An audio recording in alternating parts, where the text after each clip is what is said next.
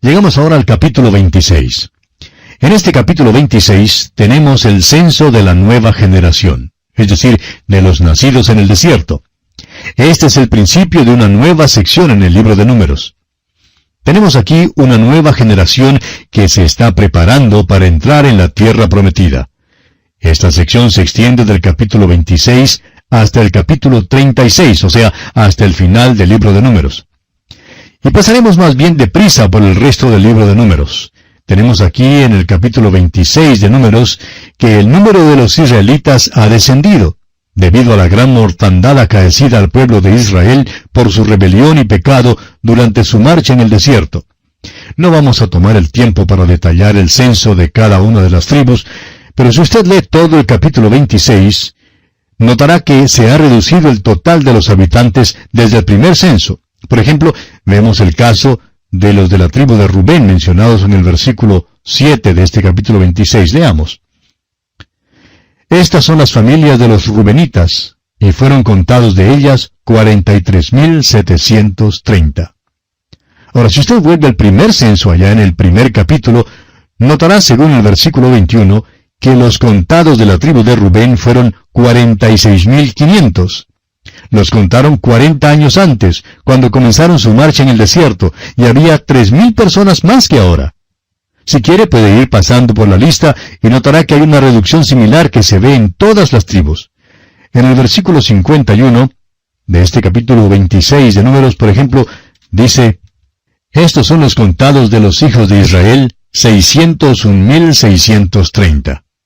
Ahora, si lo comparamos con Números capítulo 1, versículo 46, donde dice que había 603,550, notamos que hay una pérdida neta de 1,820 habitantes en comparación al censo que se había efectuado 40 años antes.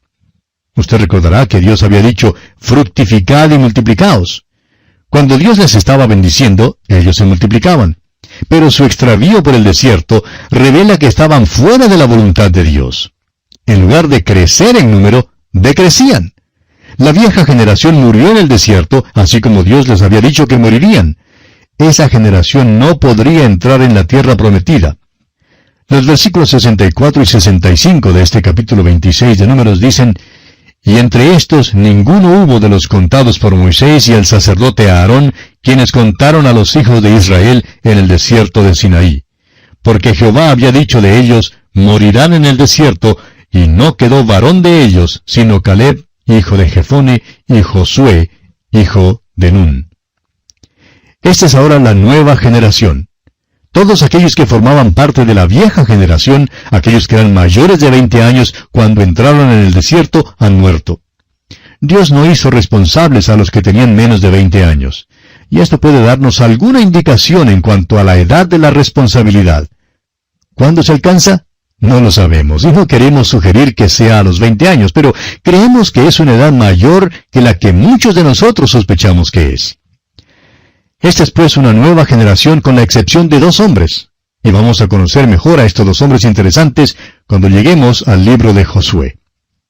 Y aquí concluimos el capítulo 26 de Números. Llegamos ahora al capítulo 27. En este capítulo 27, encontramos el lugar de la mujer bajo la ley y a Josué designado como sucesor de Moisés. Estamos en la sección final del libro de Números que hemos llamado una nueva generación. Vimos ya que cuando se tomó el censo, Josué y Caleb eran los únicos que habían sido contados en el primer censo. En otras palabras, todos los que durante el primer censo tenían 20 años o más murieron en aquel período de 40 años. Fueron años duros y la vida muy difícil en el desierto, y todos los mayores de 20 años perecieron. Tenemos entonces ahora una nueva generación, y esta nueva generación tendrá también nuevos problemas. Es mucho lo que se escucha hoy en día en cuanto a la brecha entre las generaciones, y creemos que realmente esto se ha exagerado demasiado. Siempre ha sido difícil que una generación entienda a la otra generación, porque cada generación enfrenta sus propios problemas particulares. Es muy interesante lo que alguien ha expresado en cuanto a esto de la brecha entre las generaciones de la manera siguiente.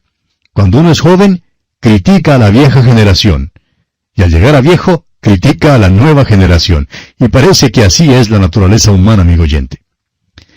Bueno, llegamos ahora al capítulo 27 de este libro de Números, y tenemos como tema aquí el lugar de la mujer bajo la ley. Este es un capítulo extraordinario porque presenta un nuevo problema.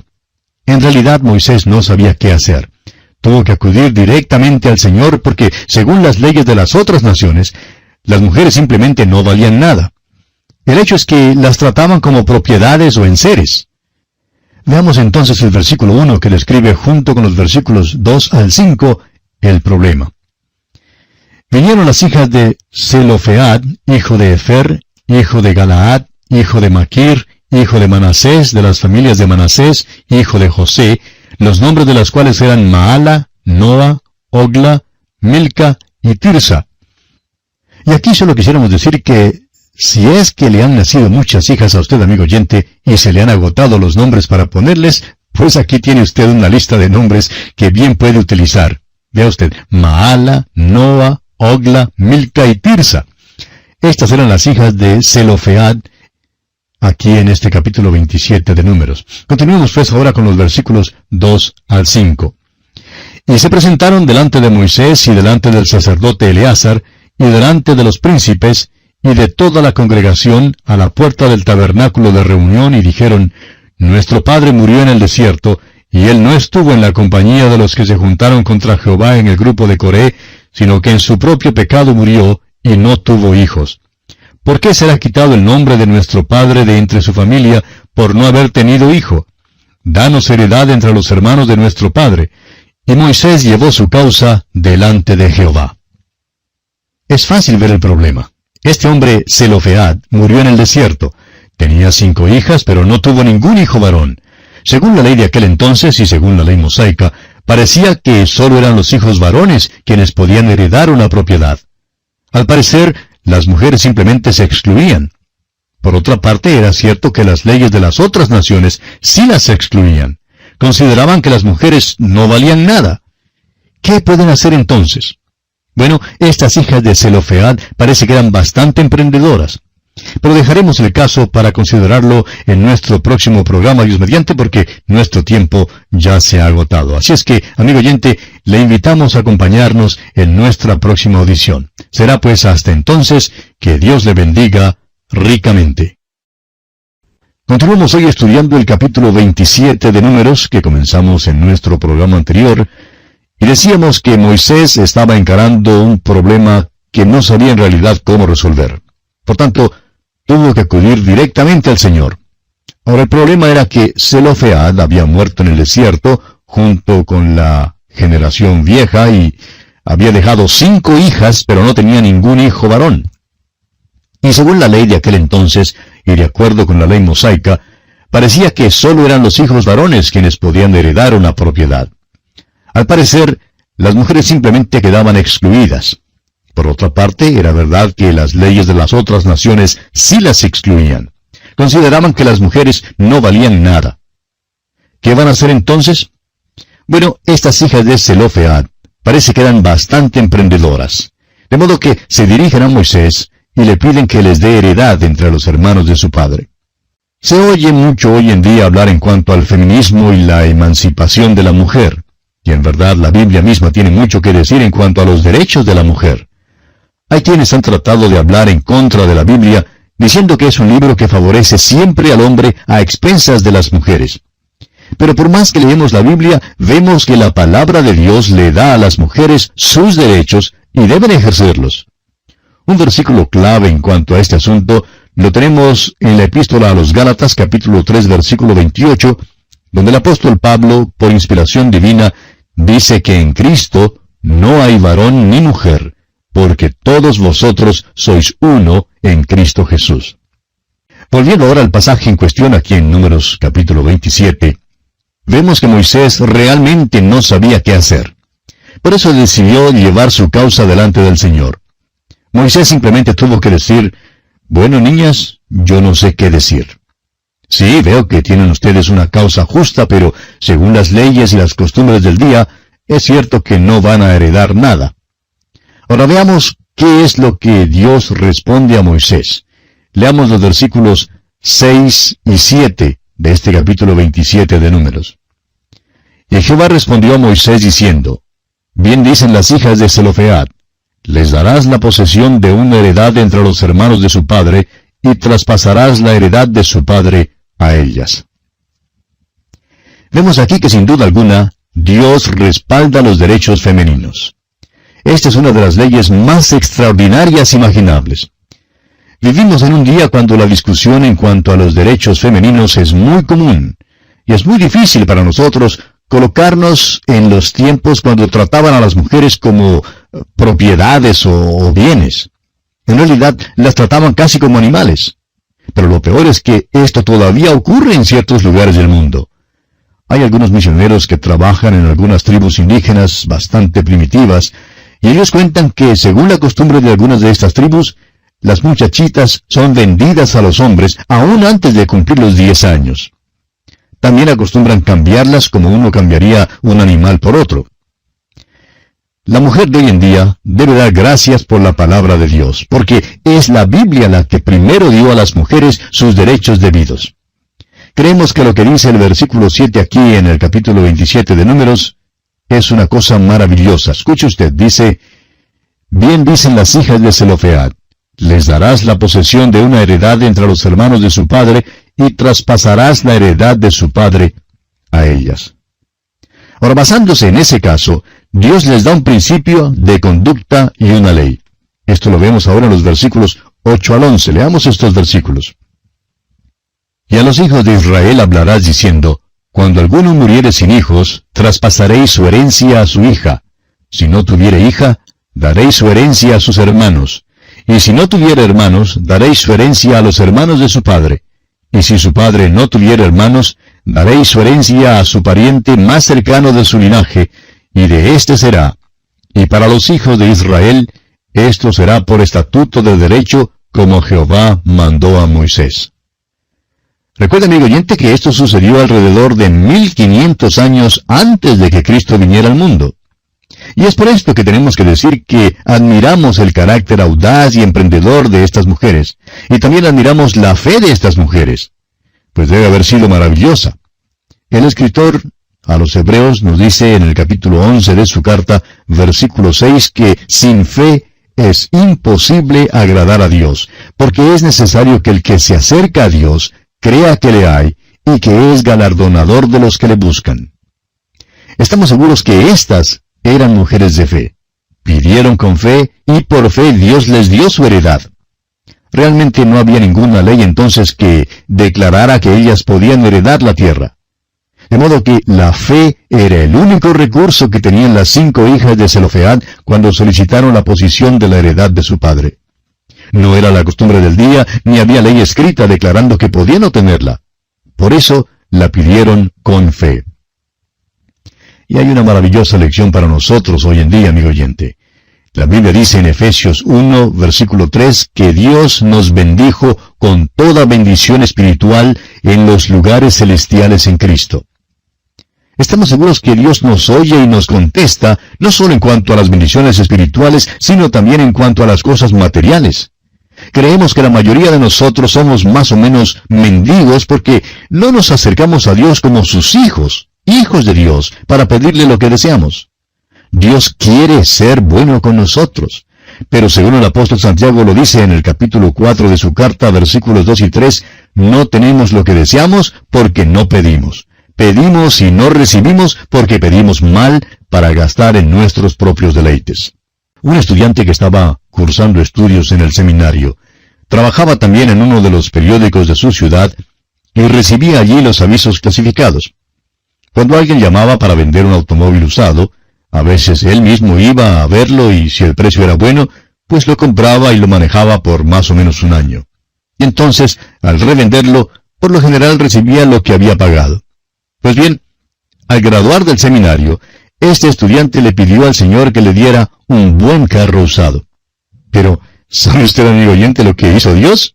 El Señor le dio un carro nuevo. Ahora bien, nos preguntamos, ¿por qué este joven no le pidió un carro nuevo? Bueno, es que somos simplemente mendigos, amigo oyente. No sabemos qué pedir. Tenemos posesiones, maravillosas posesiones espirituales en Cristo Jesús, y nada le agrada más a Dios que se las pidamos por la fe. Estas mujeres, pues, vinieron en la simplicidad de la fe y pidieron la posesión que era de su padre. Hoy en día nosotros tenemos posesiones espirituales. Pidámoslas a Dios entonces. Digámosle a nuestro Padre Celestial que queremos nuestra heredad que nos corresponde y que queremos tener estas bendiciones espirituales. Él nos quiere bendecir, amigo oyente. ¡Cuán maravilloso es esto! Pasamos ahora a un tema totalmente diferente que es tratado en la segunda mitad de este capítulo. Es como un traspaso del mando, o por lo menos los preparativos para designar a un sucesor de Moisés, quien ahora debe prepararse para la muerte. Llegamos aquí a una porción un poco triste. Hemos estado siguiendo a Moisés por mucho tiempo. En realidad, él es el autor de los libros del Antiguo Testamento que hemos estado estudiando hasta ahora, y por tanto, hemos estado con él desde el Génesis hasta ahora. Pues bien, ahora tiene que prepararse para partir de esta escena terrenal. Leamos los versículos 12 hasta el 14 de este capítulo 27 de Números. Jehová dijo a Moisés, «Sube a este monte Abarim, y verás la tierra que he dado a los hijos de Israel.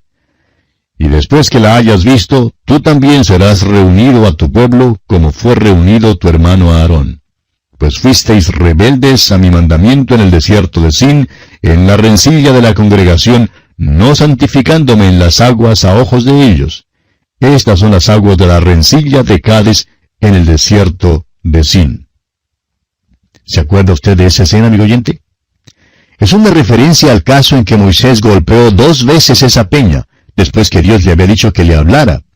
Moisés se enojó y no obedeció a Dios. Esta peña era un tipo de Cristo y Moisés no protegió el significado de aquel tipo cuando desobedeció a Dios. Cristo fue herido una sola vez por nosotros. Hoy en día eso provee el agua viva para nosotros. Y porque Moisés desobedeció en algo de tanta importancia, pues solo puede mirar la tierra y no se le permite entrar en ella. El Dr. McGee, el autor de estos estudios bíblicos, nos cuenta que cuando él era profesor en el seminario, solía hacerle algunas preguntas capciosas a sus estudiantes. Una de ellas era si había o no entrado Moisés en la tierra prometida. Y la mayoría de los estudiantes decían que no había entrado. Pero de vez en cuando había un estudiante que contestaba que sí, que Moisés había entrado en la tierra prometida. Y claro que entró, amigo oyente, pues estuvo allí con el Señor Jesucristo en el monte de la Transfiguración. Claro es que eso fue después de su muerte.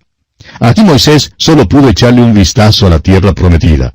Dios no le permitió entrar en la tierra en ese entonces, y es un hecho que la desobediencia impide que nosotros entremos en nuestras posesiones espirituales. Si dudamos o no creemos en Dios, esto siempre conduce a la desobediencia. Y esto fue exactamente lo que le pasó a Moisés. Hoy en día, amigo oyente, la desobediencia también nos roba a muchos de nosotros. Veamos ahora cómo es escogido el sucesor de Moisés. Leamos los versículos 15 hasta el 19 de este capítulo 27 de Números. Entonces respondió Moisés a Jehová diciendo, «Ponga Jehová, Dios de los espíritus de toda carne, un varón sobre la congregación, que salga delante de ellos y que entre delante de ellos, que los saque y los introduzca, para que la congregación de Jehová no sea como ovejas sin pastor». Y Jehová dijo a Moisés, «Toma a Josué, hijo de Nun, varón en el cual hay espíritu, y pondrás tu mano sobre él. Y lo pondrás delante del sacerdote Eleazar, y delante de toda la congregación, y le darás el cargo en presencia de ellos». Tenían que nombrar a un sucesor para tomar el lugar de Moisés. Tenía que ser un hombre lleno del Espíritu.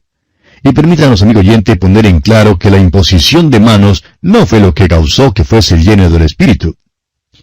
Este rito de por sí no le dio ningún poder. Lo único que puede ser transmitido mediante la imposición de manos son los microbios. Lo que sí indica es una sucesión o identificación con alguien o con cierto propósito. Usted recordará que la iglesia, según el libro de los Hechos, puso sus manos sobre Pablo y Bernabé y los envió a Antioquía. Ahora, ¿les dio esto algún poder especial? De ninguna manera, amigo oyente. El poder viene por el Espíritu Santo de Dios. Fue para mostrar que debían representar a la iglesia. La iglesia reconoció así su asociación con estos 2 hombres en el empeño misionero. Este es el verdadero significado de la imposición de manos. Bien, Josué entonces es el que va a ser el sucesor de Moisés. Después que Moisés entregue la obra, este hombre Josué es quien se dedicará a ella. Aprenderemos mucho más en cuanto a este hombre cuando lleguemos a nuestro estudio allá en el libro de Josué. Y queremos decir aquí que creemos que Josué fue el hombre más sorprendido en todo el campamento cuando le escogieron como sucesor de Moisés. En cierta manera, él era el hombre más improbable para suceder a Moisés. ¿Y sabe por qué, amigo oyente? Porque era un hombre común y corriente, un hombre ordinario, digamos. Ninguno sale diciendo aquí que Josué tenía gran potencial, que tenía gran habilidad para ser líder, ninguna de estas cosas que tanto se oye decir hoy en día. Al parecer, Josué no tenía estas cualidades. Era un hombre ordinario. Y esto es muy importante reconocerlo porque Josué revela lo que Dios puede hacer con un hombre ordinario. Y tenemos que decir que el libro de Josué siempre nos ha servido de muchísimo ánimo. Josué y también el libro de los jueces. Estos dos libros revelan el hecho de que Dios puede tomar a hombres ordinarios y si quieren ser usados por Él, y si se entregan a Él, Dios toma a tales hombres y los usa.